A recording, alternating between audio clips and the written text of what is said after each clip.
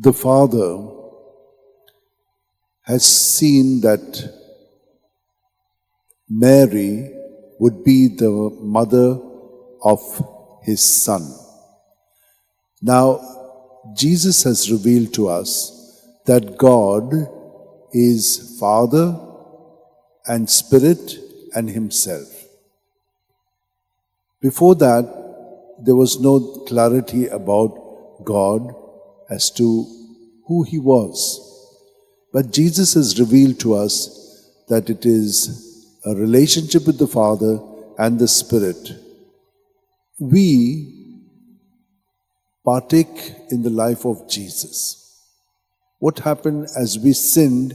We went far away from that bonding. And we see that in the first reading. God wanted us to grow together as one. But that did not happen because of disobedience.